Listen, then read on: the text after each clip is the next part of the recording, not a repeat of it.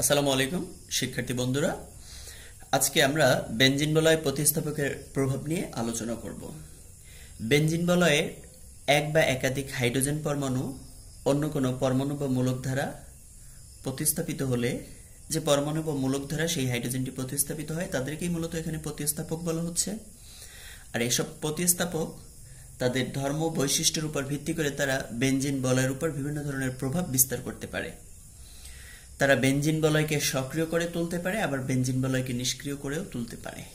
তাহলে এই প্রতিস্থাপকের উপর ভিত্তি করে আমরা প্রতিস্থাপকের বৈশিষ্ট্যের উপর ভিত্তি করে বেনজিন বলয় যে প্রতিস্থাপকগুলো যুক্ত হয় তাদেরকে দুটি ভাগে ভাগ করতে পারি, যাদের একটি হচ্ছে সক্রিয়কারী মূলক বা সক্রিয়কারী প্রতিস্থাপক, আর একটা হচ্ছে নিষ্ক্রিয়কারী মূলক বা নিষ্ক্রিয়কারী প্রতিস্থাপক। তো বেনজিন বলয়ের ক্ষেত্রে আমরা বেনজিন বলয় যদি একটি প্রতিস্থাপক যুক্ত থাকে তাহলে সেই প্রতিস্থাপকের উপর ভিত্তি করে বেনজিন বলয়ের তিনটি অবস্থান নির্ধারণ করা যায়। যেমন বেনজিনের ধরে নেই এখানের হাইড্রোজেনটি মিথাইল, অ্যালকাইল বা মিথাইল মূলক দ্বারা প্রতিস্থাপিত হলো। তাহলে এই মিথাইল মূলকের সাপেক্ষে এই অবস্থানটাকে আমরা বলি অর্থ অবস্থান। তাহলে মিথাইল মূলকের সাপেক্ষে এই অবস্থানটি হলো অর্থ অবস্থান। তাহলে এই অবস্থানটি এবং এই অবস্থানটি হলো অনুরূপ অবস্থান। তাহলে মিথাইল মূলকের সামনে এই ১ নং মিথাইল মূলক প্রতিস্থাপক, এই মিথাইল প্রতিস্থাপকের সাপেক্ষে ১ নং এই অবস্থানটি, তাহলে মিথাইল মূলকের মিথাইলটি এটি হচ্ছে ১ নাম্বার, এর সাপেক্ষে ২ নম্বরে যে প্রতিস্থাপকটি যুক্ত হবে সেই প্রতিস্থাপকটিকে আমরা অর্থ প্রতিস্থাপক বলবো। তাহলে এই অবস্থানটাকে আমরা ২ নম্বর অবস্থানটাকে অর্থ অবস্থান, এই অবস্থান এবং এই অবস্থানটিও হচ্ছে অনুরূপ, তাহলে এটিও হচ্ছে অর্থ অবস্থান। তাহলে এটি বা এটিকে আমরা অর্থ অবস্থান বলবো। তাহলে এই মিথাইল প্রতিস্থাপকের সাপেক্ষে এই অবস্থানটিকে অর্থাৎ ৩ নম্বর অবস্থানটিকে এটিকে বলা হয় মেটা অবস্থান। তাহলে একের সাপেক্ষে অর্থাৎ প্রতিস্থাপকের সাপেক্ষে প্রথম প্রতিস্থাপকের সাপেক্ষে নবাগত প্রতিস্থাপক যদি ৩ নম্বর অবস্থানে বসে তাহলে আমরা সেই প্রতিস্থাপকটিকে বলবো মেটা অবস্থান বা মেটা প্রতিস্থাপিত যৌগ। তাহলে এই অবস্থানটি এবং এই অবস্থানটি হচ্ছে অনুরূপ, তাহলে এইটা কিংবা এইটা এই অবস্থানে যুক্ত হলে আমরা সেটাকে বলবো মেটা প্রতিস্থাপক। এবং একের সাপেক্ষে যদি এই অবস্থানে অর্থাৎ ৪ নম্বর অবস্থানে যুক্ত হয় তাহলে সেটাকে আমরা বলবো প্যারা প্রতিস্থাপক। তাহলে বেনজিনে একটি প্রতিস্থাপক যদি যুক্ত থাকে তাহলে সেই প্রতিস্থাপকটির সাপেক্ষে ২ নম্বর অবস্থানটি হচ্ছে অর্থ অবস্থান, ৩ নম্বর অবস্থানটি হচ্ছে মেটা অবস্থান, ৪ নম্বর অবস্থানটি হচ্ছে প্যারা অবস্থান। তাহলে বেনজিনে এরকম ৩টি অবস্থানের সৃষ্টি হতে পারে। এই অবস্থান ৩টিকে যেমন আমরা যদি মিথাইলের বা টলুইন একে যদি নাইট্রেশন করি, টলুইনকে যদি গাঢ় সালফারিক অ্যাসিডের উপস্থিতিতে নাইট্রেশন করি তাহলে নাইট্রোমূলক যুক্ত হয়। সেক্ষেত্রে নাইট্রোমূলকটা যদি অর্থ অবস্থানে যুক্ত হয় তাহলে আমরা তাকে বলি অর্থ নাইট্রোটলুইন। এই নাইট্রোমূলকটা যদি মেটা অবস্থানে যুক্ত হয় তাহলে আমরা তখন বলবো মেটা নাইট্রোটলুইন। আর এই নাইট্রোমূলকটা যদি এই প্যারা অবস্থানে যুক্ত হয় তাহলে আমরা এটাকে বলি প্যারা নাইট্রোটলুইন। তাহলে অর্থ অবস্থানে নাইট্রোমূলকটা যুক্ত তাহলে অর্থ নাইট্রো, আর মূল যৌগটার নাম ছিল টলুইন। মেটা অবস্থানে নাইট্রোটা যুক্ত মেটা নাইট্রো, আর মূল যৌগটার নাম ছিল টলুইন। এরপরে প্যারা অবস্থানে নাইট্রোমূলকটা যুক্ত প্যারা নাইট্রো এবং মূল যৌগটার নাম ছিল টলুইন। তাহলে এরকম প্রতিস্থাপকের উপর ভিত্তি করে ৩টি অবস্থানের সৃষ্টি হতে পারে, যার একটি হচ্ছে অর্থ অবস্থান, একটি মেটা অবস্থান, একটি হচ্ছে প্যারা অবস্থান। তো সক্রিয়কারী মূলক যে সকল মূলক বেনজিন বলয়কে ইলেকট্রন দান করে বলয়ের ইলেকট্রন ঘনত্ব বৃদ্ধি করে। তাহলে যে সকল মূলক বেনজিন বলয়কে ইলেকট্রন দান করবে অর্থাৎ তাদের ইলেকট্রন বেনজিন বলয়ের দিকে ঠেলে দিবে, বেনজিন বলয়ে ইলেকট্রন দান করে বলয়ের ইলেকট্রন ঘনত্ব বৃদ্ধি করে, তাদেরকে বেনজিন বলয় সক্রিয়কারী মূলক বলে। তাহলে এরা বেনজিন বলয় ইলেকট্রন দান করে, ইলেকট্রন ঘনত্ব ঠেলে দেয়, ঠেলে দিয়ে বেনজিন বলয়কে সক্রিয় করে তোলে, এজন্য এদেরকে সক্রিয়কারী মূলক বলা হয়। সক্রিয়কারী মূলক বেনজিন বলয় উপস্থিত থাকলে তারা নবগত প্রতিস্থাপককে সক্রিয়কারী মূলক, কোন একটা সক্রিয়কারী মূলক যদি ১ নম্বর অবস্থানে অবস্থিত হয় কিংবা ১ নম্বর অবস্থানে যদি যুক্ত হয় তাহলে সে কি করবে, নবাগত প্রতিস্থাপক এরপরে অন্যান্য যে প্রতিস্থাপক যারা যুক্ত হতে চাইবে তাদেরকে অর্থ এবং প্যারা অবস্থানে বসার নির্দেশ দিবে। এজন্য এই সক্রিয়কারী মূলকদেরকে অর্থ প্যারা নির্দেশকও বলা হয়। বেনজিন বলয় সক্রিয়কারী মূলকগুলো হলো সাধারণত অ্যালকাইল মূলক, তারা সক্রিয়কারী মূলক হিসেবে কাজ করে, হাইড্রোক্সি মূলক বা অ্যালকোহলীয় মূলক সক্রিয়কারী মূলক হিসেবে কাজ করে, অ্যামিনো মূলক সক্রিয়কারী মূলক হিসেবে কাজ করে এবং ক্লোরিন মূলক এরা সক্রিয়কারী মূলক হিসেবে কাজ করে। তাহলে এই মূলকগুলো বেনজিন বলয় সক্রিয়কারী মূলক হিসেবে কাজ করতে পারে। তাহলে সক্রিয়কারী মূলক হচ্ছে যে সকল মূলক বেনজিন বলয়কে ইলেকট্রন দান করে বলয়ের ইলেকট্রন ঘনত্ব বৃদ্ধি করে, তাদেরকে বেনজিন বলয় সক্রিয়কারী মূলক বলা হয়। আমাদের এইটুকু মুখস্থ রাখতে হবে। তাহলে সক্রিয়কারী মূলকগুলো হচ্ছে অ্যালকাইল মূলক, হাইড্রোক্সি মূলক, অ্যামিনো মূলক, ক্লোরাইড মূলক। তো সক্রিয়কারী মূলক মূলত কিভাবে বেনজিন বলয়কে সক্রিয় করে তোলে আমরা একটু সেটি দেখব। সক্রিয়কারী মূলক তাদের ইলেকট্রন ঘনত্ব বেনজিন বলয়ের দিকে ঠেলে দিয়ে বেনজিন বলয়কে সক্রিয় করে তোলে। তাহলে সক্রিয়কারী মূলক এদের মূলত ইলেকট্রন ঘনত্ব অধিক থাকে, ফলে তারা তাদের ইলেকট্রন ঘনত্ব বেনজিন বলয়ের দিকে ঠেলে দেয় এবং বেনজিন বলয়ের ইলেকট্রন ঘনত্ব বৃদ্ধি করে বেনজিনকে সক্রিয় করে তোলে। এর ফলে বেনজিন বলয় অনুরণনের মাধ্যমে অর্থ ও প্যারা অবস্থানে ইলেকট্রন ঘনত্ব বৃদ্ধি পায়। তাহলে বোঝা গেল সক্রিয়কারী মূলক তারা বেনজিন বলয়ের দিকে ইলেকট্রন ঘনত্ব ঠেলে দেয়, সেই ইলেকট্রন ঘনত্ব গিয়ে বেনজিন বলয় অনুরণনে অংশ নেয় এবং অনুরণনে অংশ নিয়ে সেটি অর্থ এবং প্যারা অবস্থানে ইলেকট্রন ঘনত্ব বৃদ্ধি করে দেয়। যেহেতু অর্থ আর প্যারা অবস্থানে ইলেকট্রন ঘনত্ব বৃদ্ধি পায়, তাহলে এই অবস্থায় কি হবে? ইলেকট্রোফাইল কোথায় যুক্ত হবে? অবস্থায় ইলেকট্রোফাইল অর্থ এবং প্যারা অবস্থানে যুক্ত হয়। এর মানে সক্রিয়কারী সেই প্রতিস্থাপক বা সক্রিয়কারী মূলক এর অবস্থানের জন্য অর্থ এবং প্যারা অবস্থানে ইলেকট্রন ঘনত্ব বৃদ্ধি পায়, আর তাই ইলেকট্রোফিলিক প্রতিস্থাপন বিক্রিয়ার ক্ষেত্রে ইলেকট্রোফাইল অর্থ প্যারা অবস্থানে যুক্ত হয়। এজন্যই মূলত সক্রিয়কারী মূলকদেরকে অর্থ প্যারা নির্দেশক বলা হয়, কারণ সেক্ষেত্রে অর্থ প্যারা অবস্থানে ইলেকট্রন ঘনত্ব বৃদ্ধি পায় এবং সেই কি নবাগত যে প্রতিস্থাপক তারা অর্থ প্যারা অবস্থানে যুক্ত হয়। যেমন আমরা মিথাইল মূলক এ কিভাবে সক্রিয়কারী মূলক হিসেবে তাদের প্রভাব বিস্তার করে আমরা একটু এখন দেখব। মিথাইল মূলক, তাহলে এই বেনজিনের এখানের হাইড্রোজেনটি এই CH3 মিথাইল মূলক দ্বারা প্রতিস্থাপিত হলো, তাহলে এটাকে আমরা বলছি টলুইন। এই টলুইনের সেই প্রতিস্থাপক মিথাইল অংশটুকু কিভাবে বেনজিন বলয়কে সক্রিয় করে তোলে। আমরা জানি যে অ্যালকাইল গ্রুপ হচ্ছে ইলেকট্রন দানকারী গ্রুপ, তাহলে মিথাইল গ্রুপ ইলেকট্রন দানকারী, সে তার ইলেকট্রন ঘনত্ব বেনজিন বলয়ের দিকে ঠেলে দিবে। এখানে কার্বন পরমাণু তার মধ্যবর্তী CH বন্ধনের ইলেকট্রন এই বেনজিন বলয়ের দিকে ঠেলে দেয়। এক্ষেত্রে এই কার্বন এবং এখানকার বেনজিন বলয়ের কার্বন আর মিথাইলের কার্বন তাদের মধ্যে একটি দ্বিবন্ধন গঠিত হয়। তাহলে এই বন্ধনের ইলেকট্রন এখানে চলে আসলো, এখানে একটি দ্বিবন্ধন গঠিত হলো। তাহলে এই বন্ধনের ইলেকট্রন যদি এখানে চলে আসে, তাহলে দেখো এই কার্বনের 5টি বন্ধন হয়ে যায়, ফলে এই বন্ধনটি আর এখানে থাকা সম্ভব হয় না। তখন এই বন্ধনের ইলেকট্রন দুটি ইলেকট্রনই পাই বন্ধনের দুটি ইলেকট্রনই এই কার্বন পরমাণুর দিকে সরে আসবে। এর মানে এই পাই বন্ধনের ইলেকট্রন সরে আসবে এই কর্নারে। তাহলে হলো কি, এই অ্যালকাইল মূলকের CH বন্ধনের অ্যালকাইল বা মিথাইলের CH বন্ধনের ইলেকট্রন ঘনত্ব বেনজিন বলয়ের দিকে ঠেলে দিল। যখন এই বেনজিন বলয়ের দিকে ঠেলে দিল, তখন এই কার্বন এবং হাইড্রোজেনের সেই ইলেকট্রন এসে কার্বনের মধ্যে একটা দ্বিবন্ধন গঠন করলো। আর যখন এই দ্বিবন্ধন গঠন করবে, তখন এই পাই বন্ধনের ইলেকট্রন অর্থাৎ এই কার্বনের মধ্যবর্তী যে পাই বন্ধনের ইলেকট্রন, সেই পাই বন্ধনের ইলেকট্রনটি এই কর্নারের কার্বনে চলে আসবে। তাহলে কর্নারের কার্বনে যদি চলে আসে, তাহলে এই কার্বনটা তখন দুটি ইলেকট্রন এর কাছে চলে আসে, এই কার্বনটি তখন মাইনাস হয়ে গেল। একটু লক্ষ্য করবে যে আমরা দেখো এই পাই বন্ধনটি ছিল, এই পাই বন্ধনকে আমরা টেনে কর্নারে তীর চিহ্নটা জাস্ট কর্নার বরাবর নিয়ে এসেছি। আমাদেরকে যখন তোমরা লিখবে তখন অবশ্যই এরকম সতর্কতার সহিত লিখতে হবে। তাহলে এই বন্ধনটি এখানে এসে দ্বিবন্ধন করলো, তাহলে এই কার্বন আর এই বলয়ের কার্বনের মাঝখানে আমরা তীর চিহ্নটা এনে দিয়েছি, অর্থাৎ এখানে তারা দ্বিবন্ধন তৈরি করলো। আর এই পাই বন্ধনের ইলেকট্রন এই কার্বনের কাছে চলে আসলো, তাহলে কর্নারের কার্বনের কাছে চলে আসলো, একজন তীর চিহ্নটা মাঝখান থেকে আমরা এই কর্নার কার্বন পর্যন্ত দেখিয়েছি। তো সেক্ষেত্রে পাই বন্ধনের দুটি ইলেকট্রন এই কার্বনের কাছে আছে, কার্বনটি মাইনাস। এই কার্বন কি করবে, তার এই দুটি ইলেকট্রন এখানে এই কার্বন আর এই কার্বন এবং এই দুই কার্বনের মধ্যবর্তী স্থানে একটা দ্বিবন্ধন তৈরি করবে। তাহলে এই বন্ধনের ইলেকট্রন আসলো দুই কার্বনের মাঝ বরাবর একটা তীর চিহ্ন, তাহলে এই কর্নার থেকে মাঝ বরাবর তীর চিহ্ন, মানে এখানে তারা দ্বিবন্ধন করবে। যখন এখানে দ্বিবন্ধন করবে, এখানে একটা উচ্চ হাইড্রোজেন সহ এখানে অলরেডি 4টি বন্ধন আছে, তাহলে তখন কি হবে, এই মাইনাস ইলেকট্রন দুটি দ্বারা যদি এখানে একটু বন্ধন করে, এখানে 5টি বন্ধন হয়ে যায়। ফলে এই পাই বন্ধনের ইলেকট্রন তখন আবার কি হবে, এই বন্ধনের মাঝ বরাবর থেকে এই কর্নারে, মানে এই কর্নারের কার্বনের কাছে দুইটি ইলেকট্রন চলে আসবে। তাহলে এই ইলেকট্রন দুটি এখানে বন্ধন করে ফেললো, এখানে বন্ধন হলো, আর এই বন্ধনের ইলেকট্রন এই কার্বনের কাছে কর্নারে চলে আসলো। তাহলে এই কর্নারে যদি চলে আসে, এই কার্বনটা কি হয়ে গেল, মাইনাস হয়ে গেল। আচ্ছা, পরবর্তীতে এই মাইনাস ইলেকট্রন দুটি কি হবে, এখানে এই কার্বন আর এই কার্বনের মাঝখানে তারা বন্ধন তৈরি করবে। তাহলে তীর চিহ্নটা এই কর্নার থেকে মাঝখানে।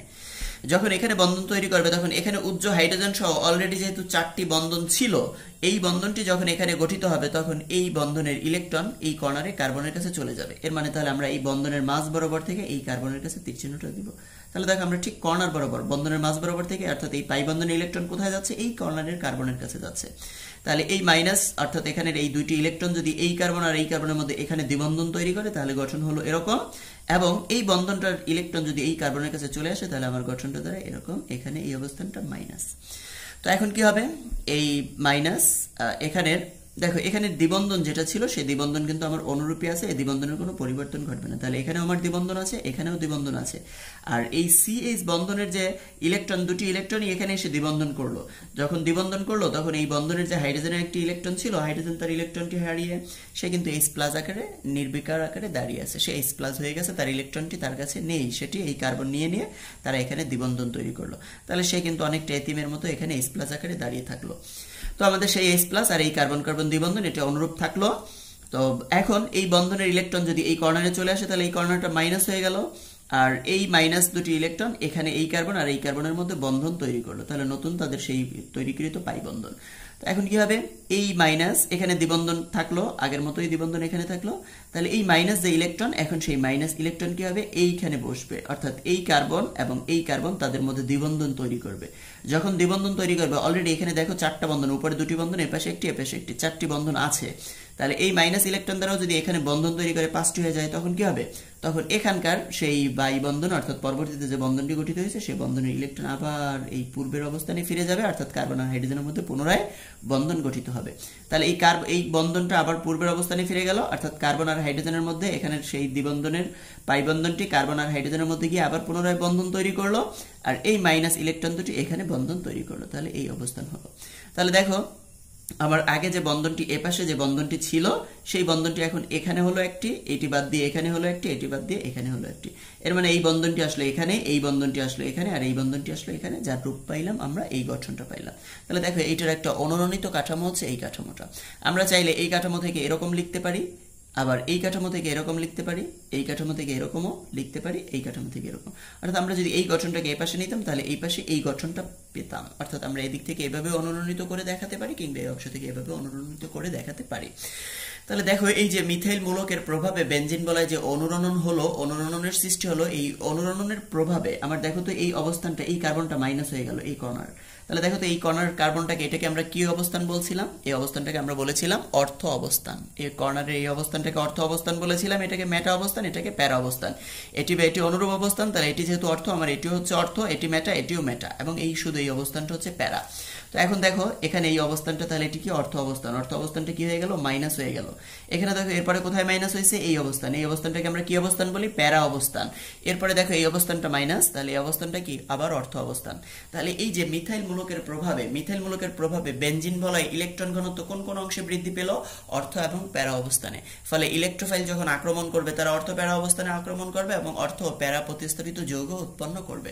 যেমন একটি উদাহরণের মাধ্যমে দেখো, টলুইনকে যদি আমরা অনাদ্র অ্যালুমিনিয়াম ক্লোরাইডের উপস্থিতিতে যদি অ্যালকাইলেশন বিক্রিয়া ঘটাই, টলুইনকে যদি অনাদ্র অ্যালুমিনিয়াম ক্লোরাইডের উপস্থিতিতে অ্যালকাইলেশন বিক্রিয়া ঘটাই, তাহলে এই অনাদ্র অ্যালুমিনিয়াম ক্লোরাইড কি করবে, এখানে সেই Cl কে মাইনাস ইলেকট্রন সহ নিয়ে নেবে, ফলে এই অংশটা প্লাস হয়ে যাবে, এই অংশটা মাইনাস হয়ে যাবে। এই মিথাইল মূলক কি করবে, বেনজিন বলয়ের পাই ইলেকট্রনকে দেখে আক্রমণ করবে। তাহলে আক্রমণ করলে যেহেতু এখানে টলুইন অর্থাৎ পূর্বেই একটি মিথাইল মূলক এখানে বিদ্যমান, তাহলে এই মিথাইল মূলকের প্রভাবে এই অর্থ অবস্থানে এবং প্যারা অবস্থানে ইলেকট্রন ঘনত্ব অধিক হবে। আমরা এই যে দেখলাম, অর্থ অবস্থানে ইলেকট্রন ঘনত্ব অধিক, প্যারা অবস্থানে ইলেকট্রন ঘনত্ব অধিক, অর্থ অবস্থানে ইলেকট্রন ঘনত্ব অধিক। তাহলে আমার এই টলুইনের মিথাইল মূলকের প্রভাবে এর অর্থ অবস্থানে এবং প্যারা অবস্থানে ইলেকট্রন ঘনত্ব অধিক হবে। তাহলে এই যে প্লাস ইলেকট্রোফাইল সে কি করতে পারে, অর্থ অবস্থানে আক্রমণ করতে পারে কিংবা প্যারা অবস্থানে আক্রমণ করতে পারে। যদি অর্থ অবস্থানে আক্রমণ করে তাহলে এখানে CH3টা যুক্ত হবে। তাহলে বেনজিন বলয়ে দুটি CH3 থাকলে আমরা সেটাকে বলি জাইলিন। তাহলে এই জাইলিনের মিথাইল মূলকটা কোন জায়গায় বসলো, অর্থ অবস্থানে বসলো, তাহলে এটাকে আমরা বলতে পারি অর্থ জাইলিন। আবার যেহেতু প্যারা অবস্থানে ইলেকট্রন ঘনত্ব অধিক হয়, তাহলে সেক্ষেত্রে এই প্লাস মিথাইল মূলকটি এটি প্যারা অবস্থানেও বসতে পারে। যদি প্যারা অবস্থানে বসে তাহলে এখানে এটি হবে, অর্থাৎ এক্ষেত্রে হবে তাহলে কি মিথাইল মূলকটি কোথায় বসলো, প্যারা। তাহলে এই দুটি মিথাইল মূলক বেনজিন বলয় থাকলে আমরা জাইলিন বলি, তাহলে এই জাইলিনটি হলো প্যারা জাইলিন। তাহলে দেখো আমরা টলুইনকে যখন অ্যালকাইলেশন করি তখন দুটি উৎপাদ পাই, অর্থাৎ এখানে টলুইনকে আমরা যখন অ্যালকাইলেশন করি তখন দুটি উৎপাদ পাচ্ছি, একটি হচ্ছে অর্থোজাইলিন আর একটা হচ্ছে প্যারাজাইলিন। তাহলে এটি প্রশ্ন হতে পারে যে কেন এখানে দুটি উৎপাদ, উদ্দীপকের এই বিক্রিয়ার ক্ষেত্রে কেন দুটি উৎপাদ উৎপন্ন হয়। দেখো যেহেতু এখানে আমাদের যে মূলকটি অর্থাৎ বেনজিন বলয়ে যে প্রতিস্থাপিত মূলকটি সেটি ছিল মিথাইল মূলক ইলেকট্রন দানকারী মূলক, ফলে সেই ইলেকট্রন বেনজিন বলয়কে দান করে বেনজিন বলয়কে সক্রিয় করে তোলে, এর অর্থ প্যারা অবস্থানে ইলেকট্রন ঘনত্ব বৃদ্ধি পায়, ফলে ইলেকট্রোফাইল অর্থ এবং প্যারা অবস্থানে যুক্ত হয়, অর্থ অবস্থানে এবং প্যারা অবস্থানে যুক্ত হয়ে অর্থ ও প্যারা প্রতিস্থাপিত যৌগ অর্থাৎ দুটি উৎপাদ উৎপন্ন করে।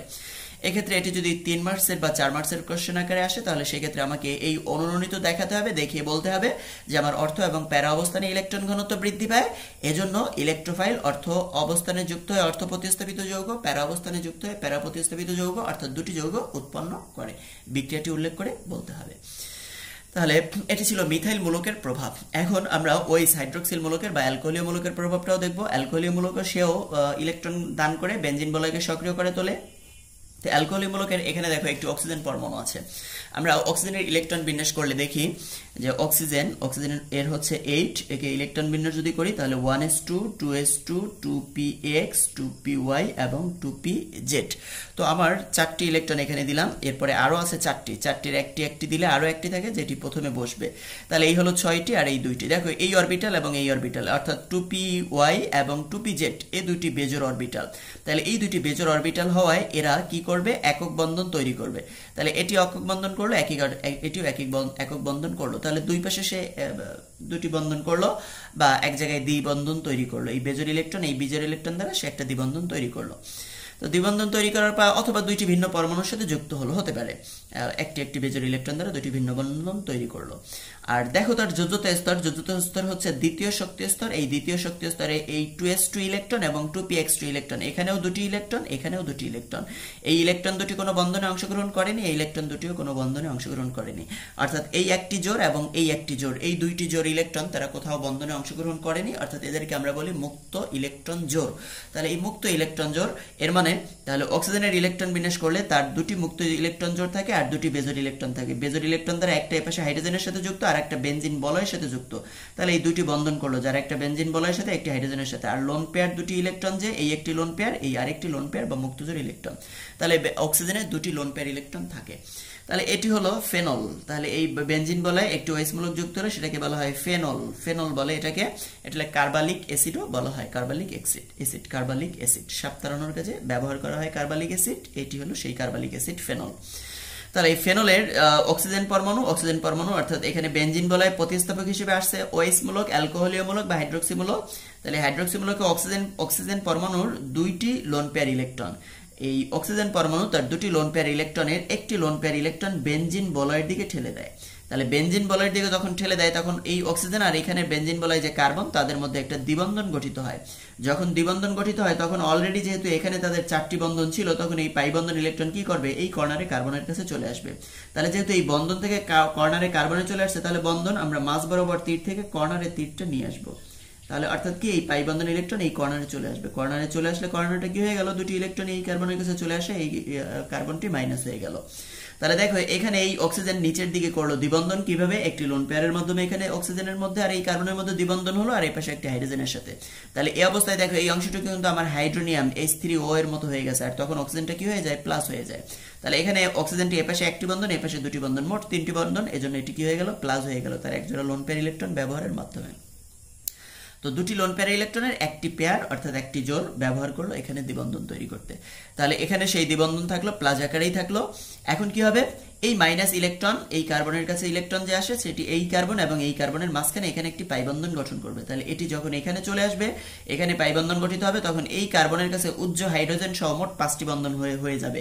তাহলে কি হবে, এই পাই বন্ধন ইলেকট্রন এই কর্নারে চলে আসবে। তাহলে বন্ধনের ঠিক মাঝ বরাবর থেকে আমরা কর্নার পর্যন্ত তীর চিহ্ন টানবো। তাহলে এই মাইনাস ইলেকট্রন যদি এখানে বন্ধনটা তৈরি করে ফেলে তাহলে এই বন্ধনটা গঠিত হবে। আর এই ইলেকট্রন এই বন্ধনের পাই বন্ধন ইলেকট্রন এই কার্বনের কাছে যদি চলে আসে তাহলে এই কার্বনটা মাইনাস হয়ে যাবে আর এই বন্ধনটা অনুরূপী থাকবে। পরবর্তী অংশে এই মাইনাস ইলেকট্রন সহ এটি কি হবে, এখানে অর্থাৎ এই কার্বন আর এই কার্বনের মাঝখানে একটা পাই বন্ধন তৈরি করবে, এই কার্বন এই কার্বনের মাঝখানে একটি পাই বন্ধন তৈরি করবে। তাহলে এই ইলেকট্রন দুটি দ্বারা এখানে যদি পাই বন্ধন তৈরি হয় তাহলে এই বন্ধনটি গঠিত হবে আর এই বন্ধনটি তো আগেই ছিল। তাহলে তখন এখানে যখন বন্ধন হবে এখানে উচ্চ হাইড্রোজেন সহ মোট 5টি বন্ধন হয়ে যায়। তাহলে এই পাই বন্ধন ইলেকট্রন তখন কি হবে, এই মাঝ বরাবর বন্ধন থেকে ঠিক এই কর্নারের কার্বনের কাছে চলে আসবে, কর্নারের কার্বনটা মাইনাস হয়ে যাবে, দুটি ইলেকট্রন নিয়ে সে মাইনাস হয়ে গেল। এখন এই মাইনাস ইলেকট্রন দুটি কি হবে, তারা এই কার্বন আর এই কার্বনের মাঝখানে একটা পাই বন্ধন তৈরি করবে। তাহলে এই কার্বন আর এই কার্বনের মাঝখানে ঠিক তীর চিহ্নটা এই কর্নার থেকে এখানে টানলাম।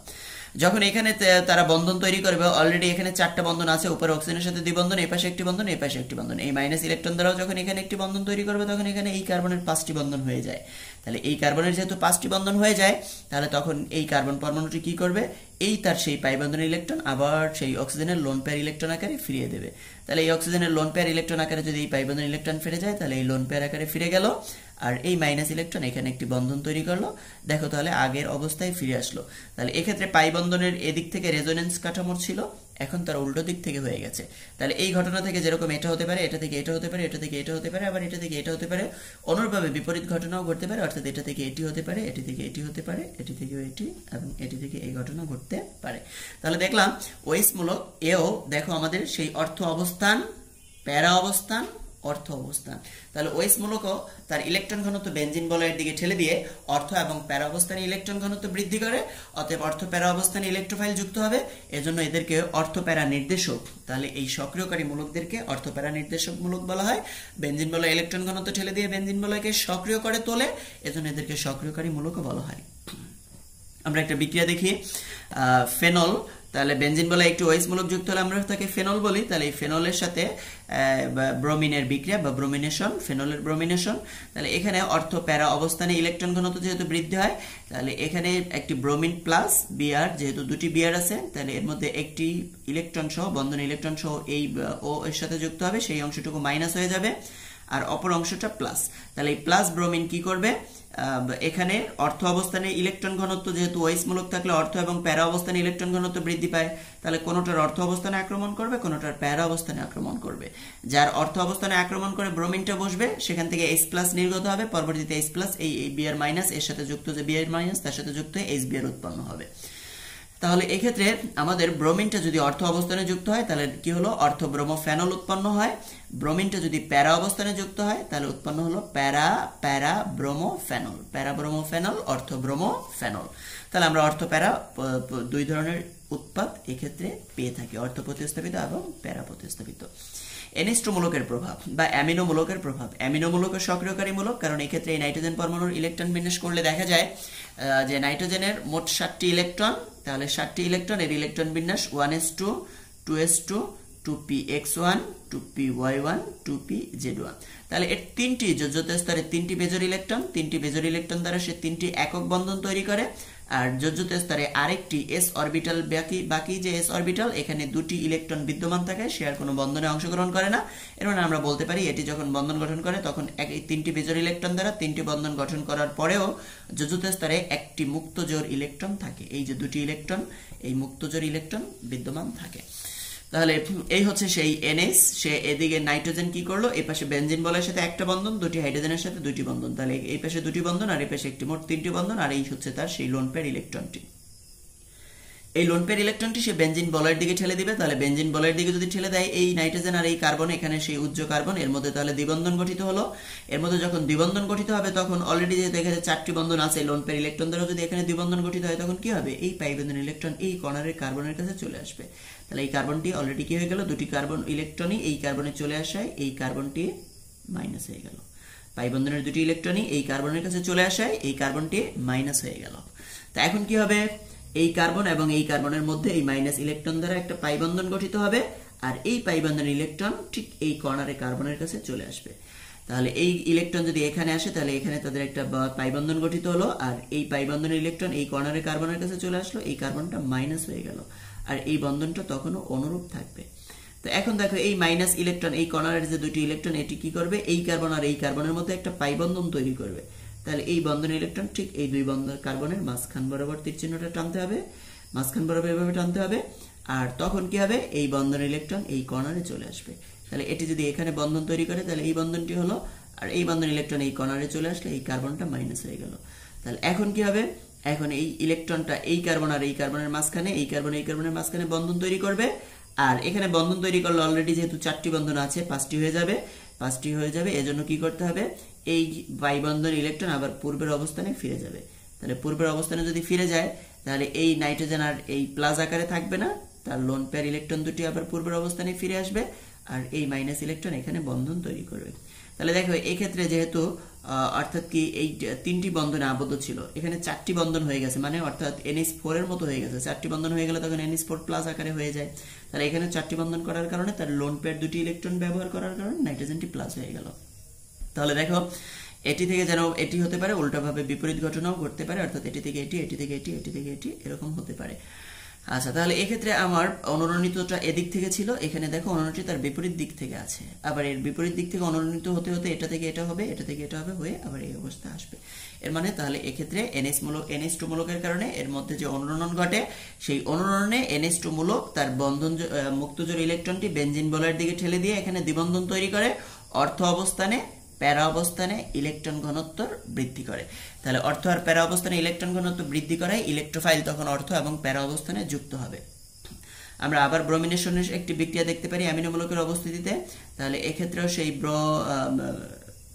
আমরা ফেরিক ব্রোমাইড নিলাম, তাহলে ফেরিক ব্রোমাইড, তাহলে ব্রোমিনেশন এক্ষেত্রে ওই অনুরূপভাবে একটি ব্রোমিন প্লাস হবে আর একটি ব্রোমিন মাইনাস হবে। সেই প্লাস ব্রোমিনটি অর্থ অবস্থানে, যেহেতু আমরা দেখলাম অর্থ অবস্থানে এবং প্যারা অবস্থানে, অর্থ অবস্থানে এবং প্যারা অবস্থানে ইলেকট্রন ঘনত্ব অধিক হয়, তাহলে কোনো ক্ষেত্রে ব্রোমিন প্লাস ব্রোমিনটা অর্থ অবস্থানে বসবে, আবার কোনো ক্ষেত্রে প্লাস ব্রোমিনটা প্যারা অবস্থানে বসবে। আর এই অংশটুকু মাইনাস টু এর সাথে যুক্ত হবে, পরবর্তীতে এখান থেকে যে H প্লাস বের হবে তার সাথে Br মাইনাস যুক্ত হয়ে HBr তৈরি হবে, তাহলে দুটি HBr তৈরি হবে।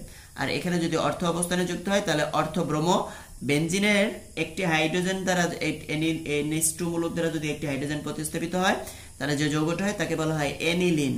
তাহলে এনিলিন, এখানে এনিলিন দেখো অর্থ ব্রোমো, অর্থ ব্রোমো এনিলিন, অর্থ ব্রোমো এনিলিন, অর্থ ব্রোমো এনিলিন, এবং পরেরটা হলো এনিলিন, এবং এটির যদি এখানে যুক্ত হয় তাহলে এটা হবে কি, এটা এখানে ব্রোমিন, তাহলে এখানে ব্রোমিন যুক্ত হলে এটি হবে কি প্যারা ব্রোমো এনিলিন। তাহলে অর্থ ব্রোমো অ্যানিলিন এবং প্যারা ব্রোমো অ্যানিলিন, এরকম আমরা দুই ধরনের উৎপাদ পাবো। তাহলে মনে রাখতে হবে যে সকল মূলক বেনজিন বলয় ইলেকট্রন দান করে, বলয়ের ইলেকট্রন ঘনত্ব বৃদ্ধি করে, তাদেরকে সক্রিয়কারী মূলক বলা হয়। এই সক্রিয়কারী মূলক তাদের ইলেকট্রন ঘনত্ব বেনজিন বলয়ের দিকে ঠেলে দিয়ে বেনজিন বলয়কে সক্রিয় করে তোলে।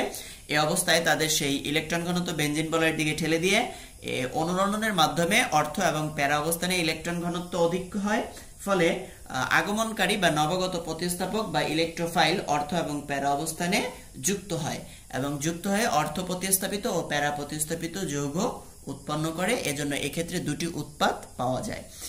আমরা এই সক্রিয়কারী মূলকের প্রভাবে টিএনটি প্রস্তুত করব। টিএনটি হচ্ছে ট্রাইনাইট্রোটলুইন।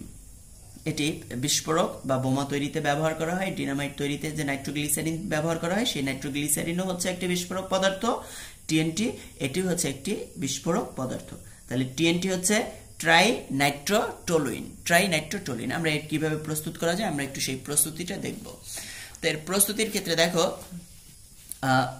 আমরা গাঢ় সালফিউরিক অ্যাসিডের উপস্থিতিতে গাঢ় সালফিউরিক অ্যাসিড, সেই গাঢ় সালফিউরিক অ্যাসিড এর উপস্থিতিতে যদি আমরা টলুইনকে নাইট্রেশন করি, তাহলে এখন আমরা নাইট্রেশন করব। এর আগে আমরা বেনজিনের নাইট্রেশন দেখেছি, এখন আমরা দেখব টলুইনের নাইট্রেশন। তাহলে গাঢ় সালফিউরিক অ্যাসিডের উপস্থিতিতে আমরা টলুইনকে যদি নাইট্রেশন করি তাহলে 30 থেকে 50 ডিগ্রি সেলসিয়াস তাপমাত্রায় টলুইন নাইট্রিক অ্যাসিডের সাথে বিক্রিয়া করে 2 নাইট্রোটলুইন এবং 4 নাইট্রোটলুইন, অর্থাৎ অর্থনাইট্রো 2 নম্বরে অর্থনাইট্রোটলুইন ও প্যারানাইট্রোটলুইন উৎপন্ন করে, যেটাকে 2 অথবা 4 প্রতিস্থাপক বলতে পারি। 2 প্রতিস্থাপিত ও 4 প্রতিস্থাপিত অর্থ প্যারার পরিবর্তে।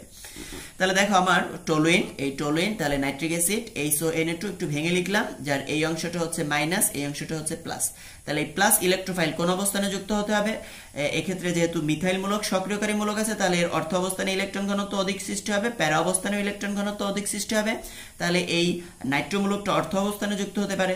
যদি নাইট্রো মূলকটা অর্থ অবস্থানে যুক্ত হয় তাহলে কি উৎপন্ন হলো? অর্থ নাইট্রোটলুইন, অথবা এটি 1 নম্বরের সাপেক্ষে এটি 2 নম্বর, তাহলে 2 নাইট্রোটলুইন উৎপন্ন হলো। আবার দেখো এটি নাইট্রোটা প্যারা অবস্থানে যুক্ত হলো, তাহলে এটা উৎপন্ন হলো কি প্যারা নাইট্রোটলুইন। তাহলে আমরা গাঢ় সালফিউরিক অ্যাসিডের উপস্থিতিতে 30 থেকে 50 ডিগ্রি সেলসিয়াস তাপমাত্রায় টলুইনকে নাইট্রিক অ্যাসিডের সাথে যদি বিক্রিয়া ঘটাই তাহলে 2 নাইট্রোটলুইন এবং 4 নাইট্রোটলুইন উৎপন্ন হলো। এর মানে দুটি যৌগের মিশ্রণ আমরা পেলাম। তো পরবর্তীতে পুনরায় একে উৎপন্ন 2 নাইট্রো ও 4 নাইট্রোটলুইনকে 60 ডিগ্রি সেলসিয়াস তাপমাত্রায় পুনরায় নাইট্রেশন করব। এখানে দেখো 30 ডিগ্রি সেলসিয়াস বা 30 থেকে 50 ডিগ্রি সেলসিয়াস নাইট্রেশন করলাম, এখানে তাপমাত্রা বৃদ্ধি করে 60 ডিগ্রি সেলসিয়াস তাপমাত্রায় পুনরায় নাইট্রেশন।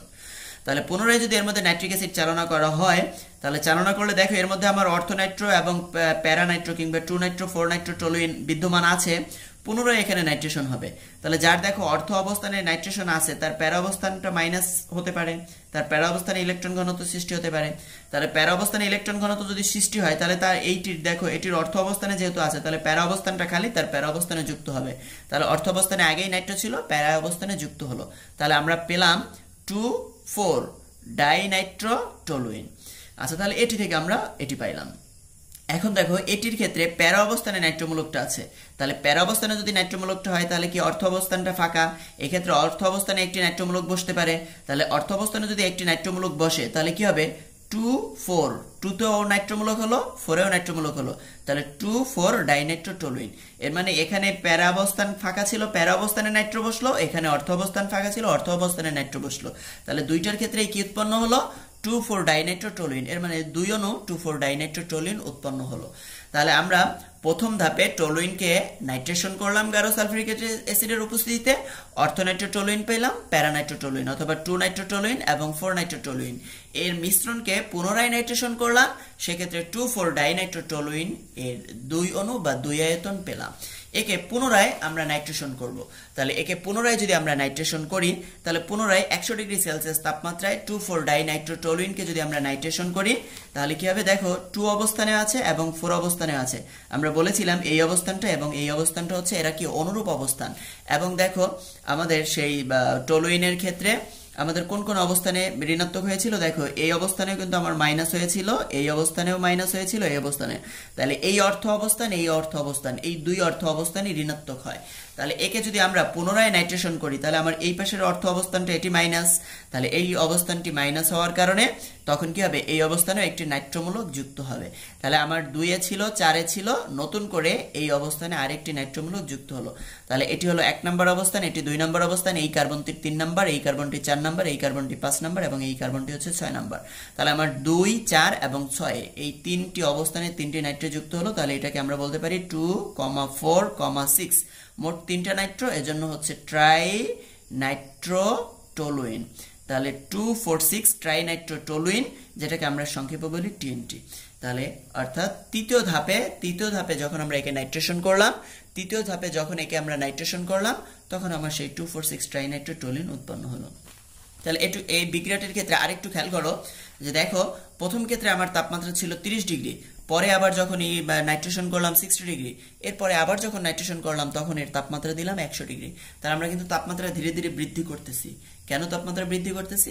কারণ এখানে প্রতিস্থাপক হিসেবে নবাগত যে প্রতিস্থাপক যুক্ত হচ্ছে সে কিন্তু সক্রিয়কারী মূলক নয়। আমরা পরবর্তী ভিডিওতে সেই নবাগত প্রতিস্থাপক, এখানে নবাগত প্রতিস্থাপক কে নাইট্রোমূলক, এই নাইট্রোমূলক এ হচ্ছে নিষ্ক্রিয়কারী মূলক, সে বেনজিন বলয়কে নিষ্ক্রিয় করে তোলে, এজন্য এর তাপমাত্রা বৃদ্ধি করে বেনজিন বলয়কে সক্রিয় করা হয় এবং এর সাথে পরবর্তী নাইট্রেশন ঘটানো হয়। তাহলে নাইট্রোমূলকটা নিষ্ক্রিয়মূলক হওয়ার কারণে মূলত তাপমাত্রা নাইট্রোমূলকের সংখ্যা বাড়ার সাথে সাথে, একটি নাইট্রোমূলক ছিল, দ্বিতীয় ধাপে 2টি নাইট্রোমূলক হলো, তৃতীয় ধাপে নাইট্রেশন করতে গিয়ে 3টি নাইট্রোমূলক যুক্ত হলো। তাহলে বেনজিন বলয়ে নাইট্রোমূলকের সংখ্যা বা নিষ্ক্রিয়কারী মূলকের সংখ্যা বৃদ্ধি পেতে থাকলো এবং আমাকে তাপমাত্রা বৃদ্ধি করে এর বিক্রিয়াটা ঘটাতে হয়। তাহলে আমরা পরবর্তী ভিডিওতে নিষ্ক্রিয়কারী মূলকের প্রভাব, প্রতিস্থাপকের উপর প্রভাবটা দেখব। এটি ছিল আমাদের সক্রিয়কারী মূলকের প্রভাব। তোমরা এই ভিডিওটি বারবার প্র্যাকটিস করে এই বিষয়ে বিস্তারিত শেখার চেষ্টা করো। ধন্যবাদ সবাইকে।